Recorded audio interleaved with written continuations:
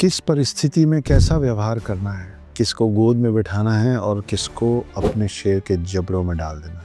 ऐसा माना जाता है कि ये जितने भी सबसे शक्तिशाली अस्त्र और शस्त्र हैं, उसको कोई भी एक भगवान अकेले एब्जॉर्ब नहीं कर सकता है। अकेले उसका भार, उसकी शक्ति, उसकी क्षमता को वहन नहीं कर सकता है। कौन से हथियार, कौन से अस्त्र, कौन से शस्त्र का उपयोग कब, किस पे और कितनी क्षमता से करना है।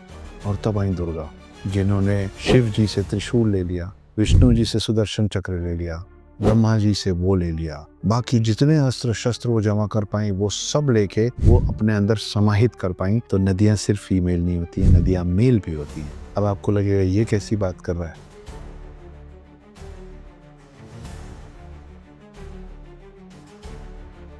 एक ऐसा राक्षस आया जिसको हरा पाने में स्वयं भगवान यानी ब्रह्मा, विष्णु और महेश भी असमर्थ हो गए। वो इतना शक्तिशाली था कि इनमें से भी किसी के वश का नहीं था। और तब बुलाया गया दुर्गा माँ को। दुर्गा शक्ति का रूप है। ऐसा माना जाता है कि ये जितने भी सबसे शक्तिशाली अस्त्र और शस्त्र हैं, उसको कोई भी एक भगवान अकेले एब्जॉर्ब नहीं कर सकता है। अकेले उसका भार, उसकी शक्ति, उसकी क्षमता को वहन नहीं कर सकता है। मतलब ये कि शिव जी त्रिशूल के साथ साथ सुदर्शन चक्र वहन नहीं कर पाते हैं और विष्णु जी सुदर्शन चक्र के साथ त्रिशूल वहन नहीं कर पाते। लेकिन महिषासुर को हराने के लिए इन सारे अस्त्रों और शस्त्रों की जरूरत थी, इसके त्रिशूल के और सुदर्शन चक्र के अलावा भी। तो परेशानी यहाँ आ रही थी कि कौन है वो शक्ति जो इतने सारे अस्त्र शस्त्र को अकेले संभाल पाए। और तब आई दुर्गा, जिन्होंने शिव जी से त्रिशूल ले लिया, विष्णु जी से सुदर्शन चक्र ले लिया। कॉस्मिक पावर जो है, माना गया है कि ब्रह्मा जी के कमंडल में, द एंटायर यूनिवर्स, कॉस्मोस, वो है उस कमंडल में जो ब्रह्मा जी पकड़ते हैं। ब्रह्मा जी से वो ले लिया, बाकी जितने अस्त्र शस्त्र वो जमा कर पाई वो सब लेके वो अपने अंदर समाहित कर पाई, क्योंकि वो सब कुछ चाहिए था एक महिषासुर से लड़ने के लिए। दुर्गा के 9 रूप हैं। नवदुर्गा के जो 9 दिन हैं उसमें पहला दिन समर्पित है शैलपुत्री को। ये नाम है पहले रूप का। और शैलपुत्री उनका नाम इसलिए है क्योंकि वो पर्वतराज हिमालय की पुत्री के रूप में जन्म लिया था माँ पार्वती ने, इसलिए उनका नाम है शैलपुत्री।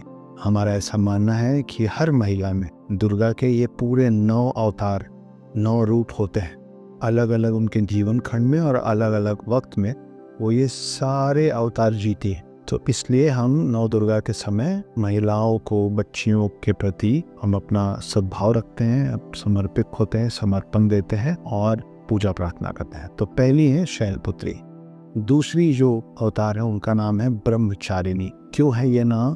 क्योंकि पर्वतराज हिमालय की पुत्री बनने के बाद पार्वती ने ब्रह्मचार्य का निर्वहन करके शिव को प्राप्त करने की कोशिश की थी, और वो उनका दूसरा रूप था जिसका नाम है ब्रह्मचारिणी। उसके बाद उनको शिव जी मिले, या ये कहिए कि मिलने वाले थे, मगर जब आप किसी के प्रति समर्पित होते हैं तो आपको पता भी नहीं चलता है कैसे धीरे धीरे आप उनके जैसे होते चले जाते हैं। यही हो रहा था पार्वती जी के साथ। उनके तीसरे रूप का नाम है चंद्र घंटा। यहाँ पे उनके एक चंद्र का निशान बनता जा रहा था। और वो क्यों होता जा रहा था? क्योंकि शिव जी अपने जटाओं में चंद्र को फंसा के रखते हैं। तो चंद्र मौनी के साथ होने की कामना में धीरे धीरे पार्वती चंद्र घंटा होती जा रही थी। चौथा रूप है जिसका नाम है कुष्मांडा। कुष्मांडा नाम क्यों मिला? कुष्मांडा के पीछे की कहानी क्या है? हर महिला में जब वो गर्भ से होती हैं, जब वो गर्भवती होती हैं, तो उनके अंदर सारा ब्रह्मांड समाया होता है। They are the creators. वो जीवन की उत्पत्ति का सृजन है। और कुष्मांडा जो है वो उस समय की बात है जब पार्वती ने पहली बार गर्भ धारण किया।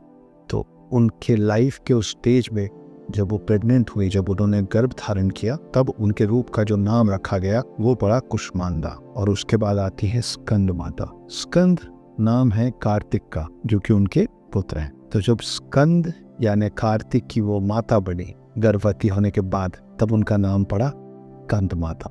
तो जब कोई महिला, कोई युवती माँ बनती है, किसी की भी माँ बने, उस समय उनको स्कंद माता के रूप में देखा, समझा, पूजा जाता है। अगला जो पार्वती जी का रूप है उसका नाम है कात्यायनी। एक ऋषि कात्यायन थे। यज्ञ की अग्नि में भस्म होने के बाद ऋषि कात्यायन की घोर तपस्या के बाद प्रसन्न होकर पार्वती जी ने उनकी पुत्री के रूप में फिर से जन्म लिया था, इसलिए उनका नाम पड़ा कात्यायनी।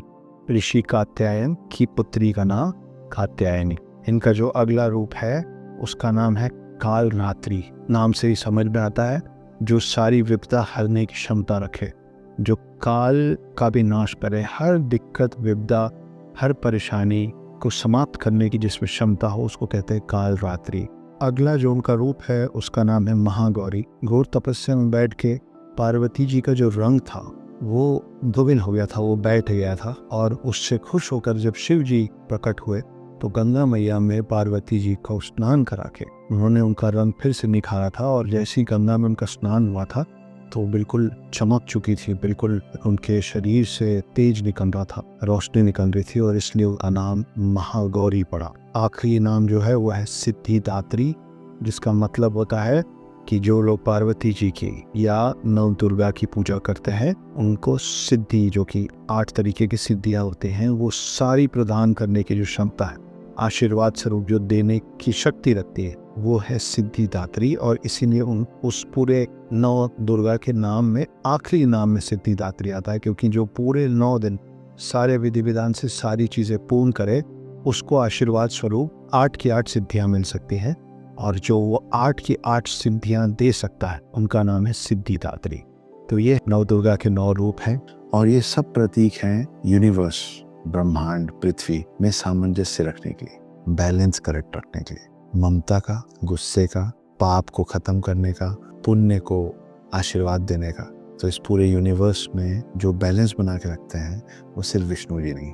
किस परिस्थिति में कैसा व्यवहार करना है, किसको गोद में बिठाना है और किसको अपने शेर के जबड़ों में डाल देना है, कौन से हथियार, कौन से अस्त्र, कौन से शस्त्र का उपयोग कब, किस पे और कितनी क्षमता से करना है, ये सब चीज़ों की अंडरस्टैंडिंग, इन सब चीज़ की समझ, इन सब चीज़ की शक्ति और क्षमता उस दुर्गा में है, जो कि खुद शिव और विष्णु भी नहीं कर पाए, उसके लिए बुलाया गया दुर्गा माँ को। तो इसीलिए हम नवरात्रि मनाते हैं। और एक और एनेक्डोट स्टोरी, पूरे विश्व में जो पहला शहर है जहाँ नवरात्रि की दुर्गा पूजा हुई थी, उस शहर का नाम आपके देश में आज भी दुर्गापुरी वेस्ट बंगाल में है। 2 मेल नदियों के बीच में, नदी नहीं नद, अजय नद और दामोदर नद। तो हमको ये लगता है कि नदियाँ सिर्फ फीमेल होती हैं। आपके पूर्वज बहुत समझदार थे, हर चीज में दुर्गा जी को मानने वाले लोग बैलेंस करके गए। तो नदियाँ सिर्फ फीमेल नहीं होती हैं, नदियाँ मेल भी होती हैं। अब आपको लगेगा ये कैसी बात कर रहा है, हमने तो कभी नहीं सुना कि नदियों के साथ नद भी होते हैं। आप सब ने सुना है और बचपन से सुना है।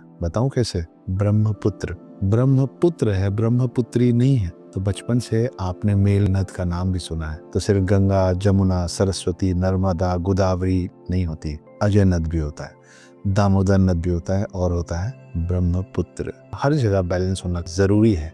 और नवरात्रि की दुर्गा पूजा पूरे ब्रह्मांड में जिस शहर में पहली बार हुई थी, उस शहर का नाम आज भी दुर्गापुर है, अजय नद और दामोदर नद के बीच में।